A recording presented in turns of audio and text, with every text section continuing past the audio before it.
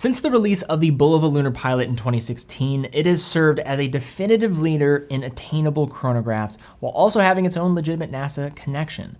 But as popular as the original 45mm Lunar Pilot has been since its release, a common request among enthusiasts was getting a smaller case size. Well, just recently, Bulova unveiled 2 new versions of the Lunar Pilot, available in a size that is also directly mirroring the original Moonwatch design in 2 different colorways. And in this video, we'll look at both of them in more detail, compare it to the previous version, and ultimately other things you should know before you look to buy. Let's jump in.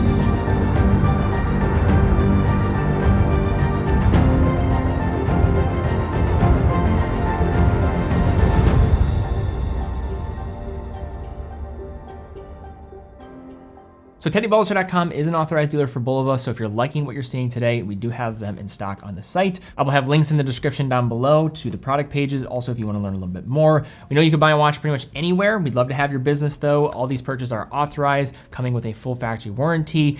And how we're able to fund all of these productions. The brands don't pay us to make these videos. We're just funding these ourselves through the selling of watches. That's how we're able to make this business operate. So really would appreciate the business. So now let's set the stage here for the Lunar Pilot. And as many of you are probably already aware, the 45mm Lunar Pilot was designed to celebrate the prototype from the 1970s that was one of the very few watches to make it to the moon. How the story goes, astronaut David Scott launched on the Apollo 15 moon mission with a prototype moon watch in addition to his standard kit, and actually wore the watch during his work on the lunar surface. After returning to Earth, the watch remained in private hands for more than 40 years before being auctioned off in 2015 for $1.6 million. Less than a year later, Bulova released what was then called the Moonwatch Re-Edition in a 45mm wide by 52mm long case powered by an impressive high-frequency quartz caliber, with the model family then getting the official name of Lunar Pilot. So now let's begin here looking at these new creations from Bulova. Let's highlight the big change from the previous version though first.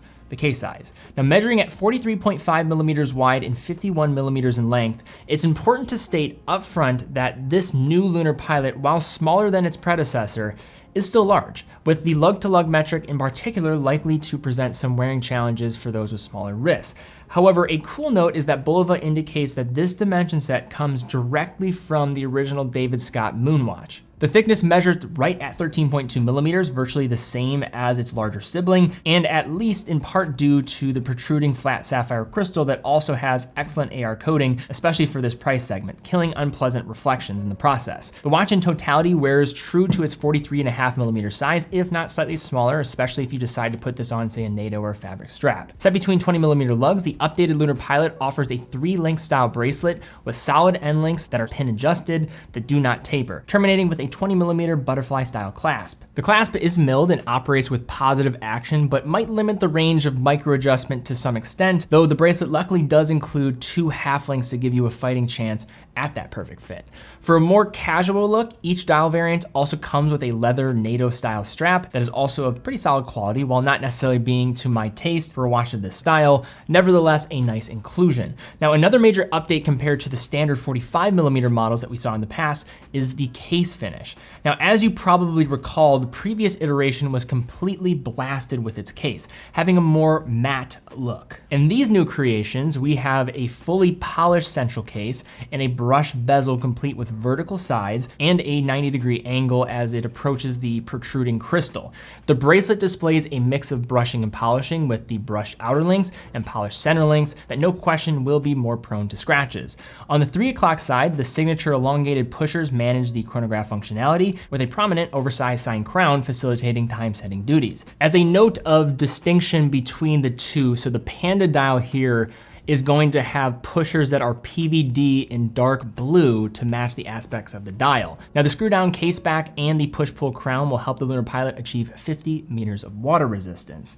Now in either color, the Lunar Pilot dial does offer a lot when it comes to 3-dimensionality, demonstrating a heightened level of detail and attention that enthusiasts have come to expect from this model family. At the outskirts, a printed tachometer scale is raised from the central dial, appearing to rest just beneath the crystal, increasing the perception of of depth, a minute track rests below the central dial surface, printed with simple linear indicators with smaller hash marks in between. The primary surface of the black dial variant is matte, where the Panda variant offers some sort of fine granular texture on its off-white central surface, with each dial also sporting a set of raised rectangular indices that appear razor sharp and are well done for the price range. At 3 o'clock, you have your 1/10 of a second, and then at 9 o'clock, you have your 60-minute registers for the chronograph, and then you have your running 60 seconds at 6. The hands are a simple baton style. You have some differentiation in terms of the color used for the sub-registers compared to the central hands, but it really comes together for a cohesive type of idea.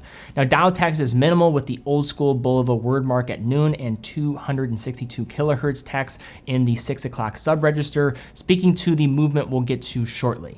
Another update from the larger Lunar Pilot is the move to a no-date format, which I'm sure many will welcome with open arms, especially with a busier dial layout predicated by a chronograph. Now, turning the Lunar Pilot over, we have an engraved case back with details about David Scott's lunar adventures, keeping watch over one of the more interesting attainable chronograph movements on the market. So very quickly, it's important to note that these are not your run-of-the-mill quartz movements inside of these watches.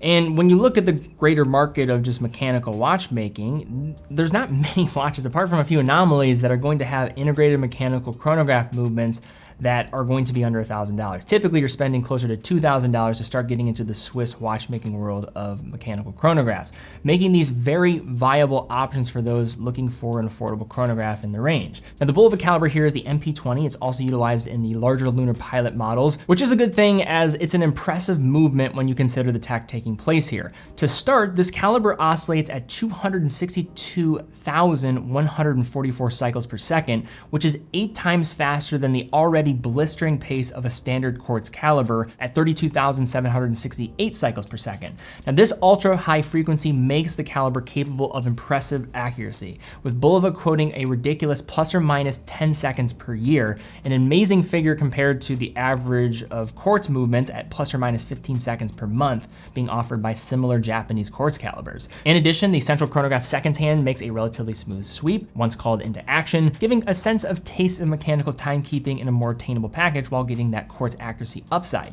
In addition, the high frequency also creates possibilities for measuring more precise periods of time, as seeing the 1/10 of a second in action is a very cool feature that otherwise doesn't start to become more feasible in reality in mechanical chronographs until you start looking at high frequency chronographs like the El Primero. And one final mention I'll have here, and this sometimes doesn't get mentioned, but say your hands are misaligned at some point. What you can actually do is move the hands in a small, precise motion forward to adjust them to have perfect alignment. By pulling the crown out to the farthest position, you can push the 2 o'clock pusher to move the chronograph central seconds hand for alignment, and then you can also do the same thing with the 4 o'clock pusher at the same crown position to move the 1/10 of a second hand. So just something that I don't think many people realize that you can do. If you are somebody that saw that your Lunar Pilot maybe doesn't have perfect hand alignment out of the box, you can handle that yourself. So now to unpack looking at the Bulova Lunar Pilot. As probably many of you know if you've watched the channel, I'm a big champion of the Lunar Pilot. I think it's one of the best options under $1,000.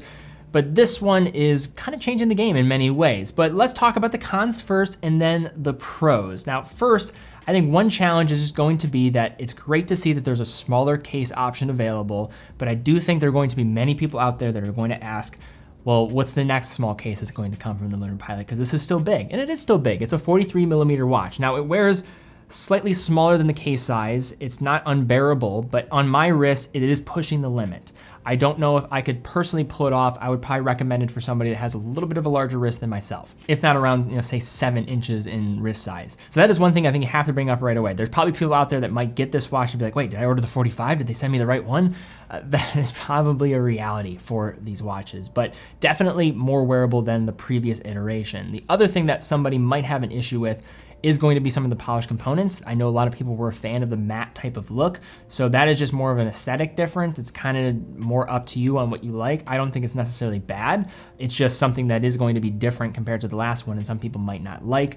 The clasp is going to create some challenges for maybe getting a fine-tuned adjustment. The bracelet's actually quite nice. I think I would absolutely keep it on this bracelet if I wanted to go with the bracelet option, but with those small half links, you are just maybe having some potential difficulty, but that comes with the territory of going in this direction. But now on the pro side, looking at this watch, I think number one, The watch is well finished. Now, Bulova across the board, I think they do a nice job, but this is a new standard for them when it comes to their best finished watch for the money. I think the Lunar Pilot sets that standard for them. If this is your first Bulova you ever put your hands on, you're really getting a taste, I think, of what they can do at a lower price range. It's a great looking watch. It's well finished. The dial, especially on this Panda one that I'm looking at, really cool fine texture, and you see those details brought out. The three-dimensionality of the lower recessed track along the outside, the raised tachymeter scale, and then also the dial. There's just a lot going on here that maybe gets lost when you first look at it. I think many people sleep on this movement. You're basically getting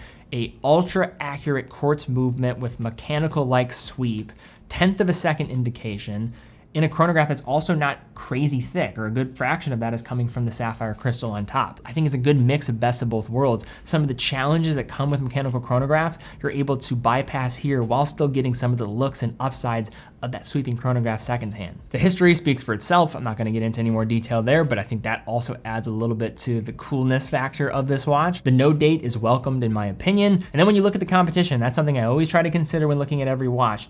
You know, what really is your competition? Maybe you're talking about like some Siegel types of chronographs, which really isn't competition in my opinion, because that's a different type of animal. You could look at something, and I think the best competition is looking at some of the speed timer chronographs from Seiko, but those don't have the same history. You're also getting some higher frequency quartz type of function here, which has higher accuracy, which I really like. And a design style that's also very cool, and that history dynamic I think adds to the charm here. So simply put, the Bulova Lunar Pilot was one of the best chronographs under $1,000. And with these new ones, it probably gets more people into a position to pull these off because of the smaller case size. And I think a lot of people might like this new Panda dial variation because it does add something new to the mix. For myself, I would love to see more refined and slimmed down options. I know I'm a broken record at this point, guys, I'm sorry, but that is where I'm at also as somebody that likes these watches, would love to be able to wear them a little bit more on my wrist. But all in all, very nice release from Bulova. I think they're on the track, doing a much better job in the last few years, and I think are really giving enthusiasts more of what they want from the brand. But all right, guys, that is my take looking at these new Bulova Lunar Pilots. What did you think about these watches? Do you like them? Do you not like them? Have you had the opportunity to actually try one of these on yet? What are your thoughts in comparison to the 45mm versions? What do you think down below? Leave a comment. Also, if you found the video helpful, please give it a thumbs up, subscribe, hit the bell icon. Really would appreciate that as well. If you're interested in learning more about these watches, have some questions, definitely check out TeddyBaldassarre.com. Happy to answer any additional questions that weren't addressed in this video as well. Full authorized dealer of 30 brands, including Bulova, factory warranty included. And how we're able to produce all this content is through selling watches on our site. So really would appreciate the support. I know you can buy a watch anywhere, but that allows us to keep doing what we're doing, and we'd love to have your business. But guys, thank you again so much for watching. Be well, and I will see you all very soon.